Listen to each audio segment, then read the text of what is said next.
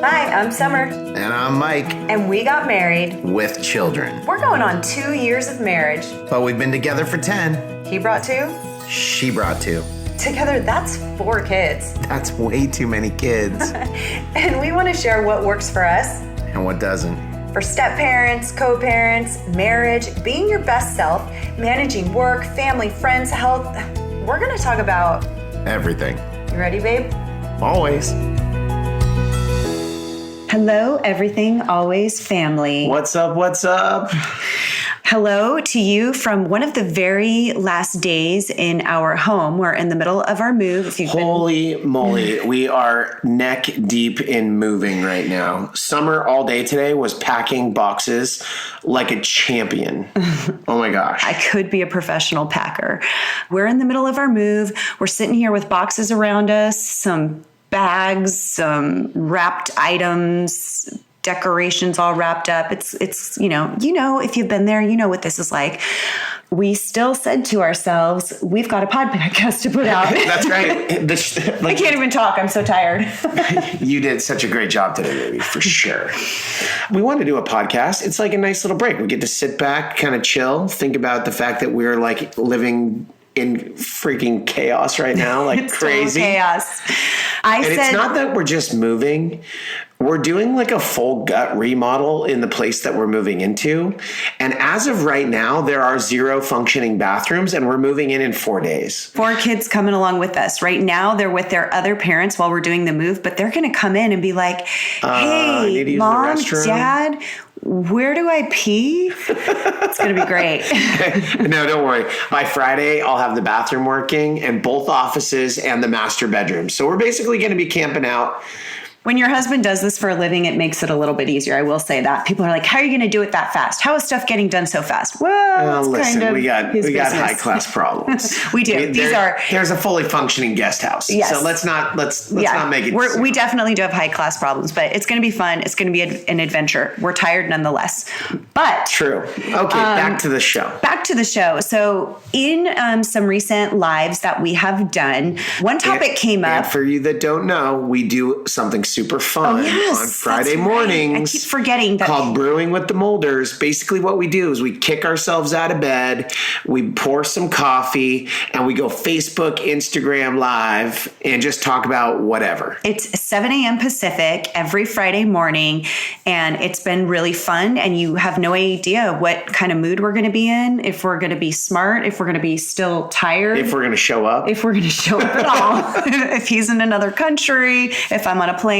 But for the most part, we're there. We're there every Friday morning. So on a recent live, maybe this was a couple of weeks ago, a topic came up and the conversation actually continued after the live and then into Facebook Messenger and direct message on Instagram, which I thought was really interesting. Some people watch it later and have something to say about it. And I told Mike, I was like, I think this would be a great topic for us to discuss. We have this long list of topics. We still have like you talking to your guy friends about dating with kids. There's so many things that we keep wanting to do. And then when something gets a lot of attention, we're like, let's just do a podcast right now. Fast track to the front. Yes. So that's what we're doing because I think almost everyone we know who has been in a co-parenting relationship, successful or rocky, has experienced today's topic, which is having different values than the person you're co-parenting with. So 2 different values in the different households, and how do you deal with that? There's so many different things that come into play. We have done a podcast about different house rules and things like that, but values is a little bit of a different thing.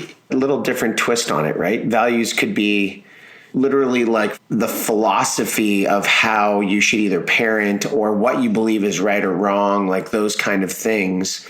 And how do you try to be productive in terms of parenting when you don't share the same values? Yeah.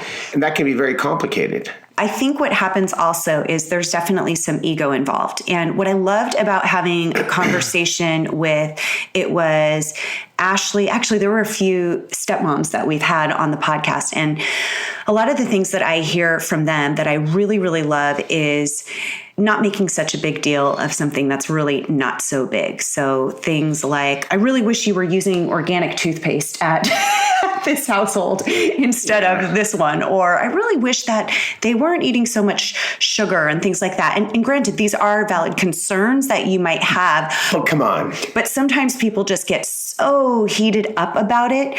And it's really, in the big picture of life, it's something that's unnecessary, because more than likely, we say this all the time, you got divorced or you separated from that person because you had a difference in values, and many differences, and you just couldn't come to terms. So some of the things that you become issues that you might argue about or disagree on are things like discipline, homework, school. Are you going to help them or not help them, make them figure it out on their own? Screen time is a big one. Well, we have, no devices at our house. Well, we have as much as you want it, or we have no social media. Well, we do have social media, and it changes as the different ages. Different things, all the way up to the levels of potentially, it's like, it could be, what are your values in terms of dating, in terms of becoming physical with someone else? Like, at what age are you throwing high fives to your kid going like, yeah, dude, get it? Or I can't believe she's bringing another man into their life, and we've only been divorced for 2 weeks, she's only things 15. Like that. Why are you letting someone spend the night or some, Right, exactly. Or why at this house is there no open door policy? Why does she get to have boys in her room with the door closed? There's so many things we've heard almost, not all of it, but we've heard scenarios. A lot of different scenarios. So it's not necessarily like he doesn't make little kid brush their teeth. Whatever. I can't even talk. I'm like, bleh. I know we're tired. We're tired, but we're pushing through. We got this. So I think that something that we have learned, what I really appreciate too with some of these other parents that we've interviewed, is that, in the beginning, because you probably do have that, there's ego involved. Like, I don't care what you say, there's ego involved. And you probably do absolutely believe that your values are right, and they are for you and for your household. Our values that we have are right for us. But who is to say which parent has the absolute ideal values and which your children should emulate? It's not fair. And so this goes into one of the big things that we believe in is, not knocking down the other parent. Because just because in your household you might feel that 8 o'clock or 9 o'clock is the right bedtime for your 11-year-old, maybe at another household, it's okay. It's, 10 o'clock is when we do lights out. Or maybe you don't even have a bedtime. What we talk about is that kids will start to emulate what they value. And the main thing that we have learned is that if you are saying that you value something, whether that's respect or there's certain consequences for being mean to somebody, or there's certain consequences for lying, or if I say you're not allowed to have this at this house, you can't have it, things like that, you have to stick with it and you have to emulate those same values. Otherwise, it's very confusing to a child. And I think that at the end of the day, that's really the most important thing, is that you stand by what you believe in, and that's what they will respect. Because if you're wishy-washy about it and you're just like, well, you can, I said that there's no devices after 7 o'clock every single night, right? But then you're only practicing it on a Monday. Bad parenting. It's very confusing, and I'm not sure that that's the best example. But you might say, we like to practice no devices at this time because we believe, that we just want to talk to each other as a family. Whatever your reason is. Be consistent. You have to be consistent. Yeah. There's one thing that kind of comes to mind when we're talking about this topic for me, and I think you do have to respect the other person's, rules and the values that they have and the things that they're, and a healthy co-parenting situation. Yeah. You would talk about those things. You would try to get into alignment as much as possible, and you would try to have consistency in both households so that you are actually creating an environment for your child that is going to be the most productive possible. Yes. But I would say this, if you go at it from the standpoint of always putting your kids first, it's so funny because I actually have people we have people that we know that, man, they do not do the discipline thing. They feel guilty because they're like, you know what? I had to put them through this whole divorce thing, and I want them to like me. So they're not they aren't giving the discipline that's necessary. They aren't giving the structure that kids they feel actually bad. really want. And that happens a lot with fathers too, or whichever parent might not get a majority of the time. If they have like every other weekend or something like that, they have this guilt of, well, I don't want my time to be spent on disciplining them or making them feel bad, which is a very understandable feeling. However, I think there's a really great way to go about it. But I feel like that's kind of a different topic. Okay. Anyway, so back to it. In terms of dealing with values that you're not in alignment with, put your kids first. Yes, because they feel the stress. Put your ego aside. So let's give an example. So if your child comes home and says, well, Dad lets me wear whatever I want when I go to the mall. Dad lets me wear the crop top and the short shorts, right? Mom might say, that's a conversation she can have with Dad on the side. But Mom could say why she makes it a rule in her house that, no, you can't wear that when you go to the mall. And here is why. And she can say it without saying, and your dad just obviously doesn't care, doesn't see why this is so bad. Well, that gets back into that whole thing. That's what becomes very damaging to the kids. Rule number one. So instead, no brain damage to your kids. Right. And instead, you just explain to them why you believe that this is best, because these are the values that you believe are best for her. Hey guys, I just wanted to say thank you. Thank you for taking a chance on us and listening to our podcast. Our goal is for you to not only learn from us, but to learn with us. We've taken a leap on being pretty open about our blended family and how we do life in everything.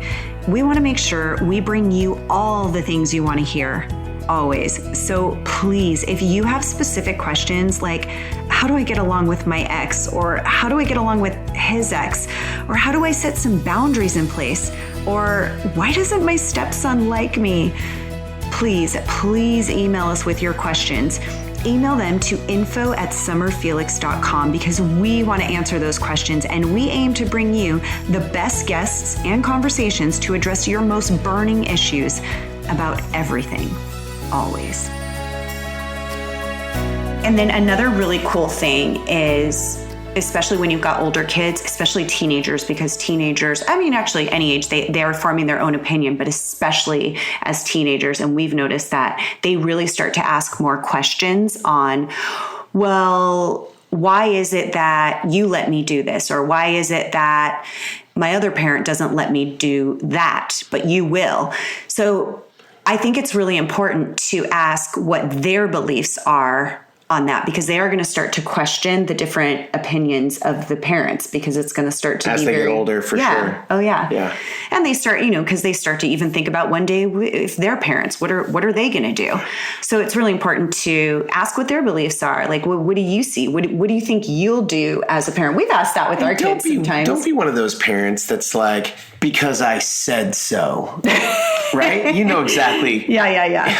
Man, it's like, if you go at it from the perspective that you're gonna share with them the reasons why, they may not like what you're doing, but they will respect the fact that you're doing it, right, and appreciate the fact that you care enough about them to do it. And really what kids want to feel is they want to feel safe, they want to feel cared for, and they want to know that, like, even if it's not what they currently want, that short-term thing, they want to know that there's some structure. They want the guidelines. They want the boundaries. Yeah.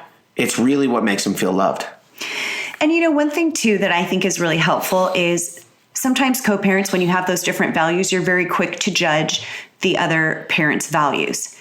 And just challenge yourself to think, well, just because they're letting our teenager go to this party that I really don't think they should go to, and I said no, but they said it was okay, doesn't mean that they don't have values. So that's another thing that can happen is you might strongly disagree on, well, I wouldn't let, my daughter go on this school bus or on this camping trip or whatever it is, but maybe the other parent will, or maybe it's vice versa. It doesn't mean you don't have to jump the gun and say, that means that they don't care as much, or this is what I'm dealing with. I hear that a lot. This is what I'm dealing with. He just doesn't have the same values. She just doesn't have the same values. Well, of course you don't. No, you don't. But again, who's to say that yours is the absolute ideal? Take it from another twist. What if the other parent actually has values to such an extreme that are different, that are making it so it's not good for your child? Think of it to the extreme, right? Like, hey, I'm going to let you drink and you're only 16. Then I'll let you go drive your car. In terms of the communication piece, what's the procedure? Like, what's the protocol for being able to deal when it really is something that actually is like out of line? This goes back to something, and I think you even said this on our live, and you've said this many times, which is so true, is that there are things we cannot control. You can tell your child, hey, here's the reason. Let me explain to you the reasons why I don't want you to do this activity or whatever it is, and explain to them what your fears are. Just give the reasons why. The thing is that when they're in the custody of another parent, you don't get to make all the decisions. If you've got joint custody, you don't get to make the decisions during that time of what they're doing or whose friend's house they're going to. Mm-hmm. You just don't. The only thing that you can hope for is that your child makes the right decisions. I want to read something because I feel like for some of our listeners, this might mean something. I want to read that I did get permission. One of the messages that we got after we had this conversation on our live, I think the point of it is, and the reason I want to share it with you, is that I have often said kids will emulate what speaks to them in terms of values. They might practice something that is against what you've taught them, but then they will learn and later on appreciate that happens. Again, this is their journey. And unfortunately, they are not in a household where there's all the same values. And some children still grow up in a household with two parents that are together and don't have the same values. So it can happen either way. So this was the message that we got. Going off that question about difference in values, my oldest brother had a son with a gal that he was only with for a couple of months, and they definitely had a difference in values. She was more of an impulse person, where he has become more of a long-term investing parent, and it's been apparent in the last 16 years. She has other boys, and she works, and she has a smaller house, and my brother has done very well for himself, and he invested smartly, and him and his wife are living comfortably. My teenage nephew has just chose to live with his dad, my brother, and his wife and 3 kids. This house has more structure, support, rules, and higher expectations. I love that a 16-year-old who was failing in school, missed over 8 days of school in 2 months, was staying up until 2 a.m. playing video games, chose structure over the other lifestyle at his mom's. He is now doing great in school, in baseball, church youth group, and just started driver's training. He's a great kid who just needed what every kid needs: structure, support, rules, and love. It's been so fun to see. So I guess, again, the point of sharing that was so many people do worry, well, I'm not the fun house, or I have too many rules. And most often when people tell us that there's a difference in values, they're usually coming from a place of saying, well, I have more rules, I'm more disciplined, and the person that I'm co-parenting with doesn't have those things. And so they translate that into that person not having values because they're a lot more lenient. I can understand that. And the reason that I wanted to share that was that sometimes you feel that you're the less fun parent because you have structure, because you have rules. And sometimes parents get attacked for that too. Well, you discipline too much. You have too much healthy food at your house. Kids don't like it. You make them clean their room. You make them make their bed. Things like that happen. And you're almost being framed as the bad parent for trying to teach them responsibility. But here's what I will say to that, because some of you, I feel like you're going, yeah, that's me. But I want to tell you something else. It doesn't necessarily mean that the other parent doesn't have values. They might be teaching them different kinds of values. Maybe they're teaching them how to be polite, or they're teaching them how to be giving to others. There's other things that they are teaching, love, and it just isn't in alignment with, it's not the exact same things that you are teaching. I would challenge you again to just have a different way of looking at it and appreciate the good things that they are learning from the other parent. And if there are things that you think could be damaging, then maybe look as an opportunity to ask your child what they thinks. Hey, I noticed you asked me why we have this rule here, but you don't over at your mom's or your dad's. What do you think? What would you do if you were a parent? Or what do you think the rule should be? I'm just curious what your beliefs are, and let them express their opinion on it. All right. Well, I think this was a pretty interesting topic. I think so. And I hope we answered a little bit more. And if there's something we haven't answered, please keep writing in. We love it. We love hearing from you. Whichever is your easiest way, you can email us. You can comment on the actual podcast post. Everythingalwaysshow.com is where you will find transcripts, the show notes, all the good stuff to this episode and all past episodes. And you can write us. You can Facebook message us. You can Instagram, Summer Felix Mulder, or Summer Felix Mulder on Facebook. That's the handle. Mm-hmm. Send me a line. I'll make sure this guy gets it too. Heck yeah. I think we're going to make a Everything Always Show Facebook page or Instagram page. Make it even easier for people. Make it so easy. Make it so easy. So darn easy. We can't give you so many steps. It's like, it's too much. All right. Well, thank you guys. Don't forget to like and share. Don't forget to like and share. Please write a review. It does mean the world to us. We love hearing from you guys, and join us. Ask us more questions.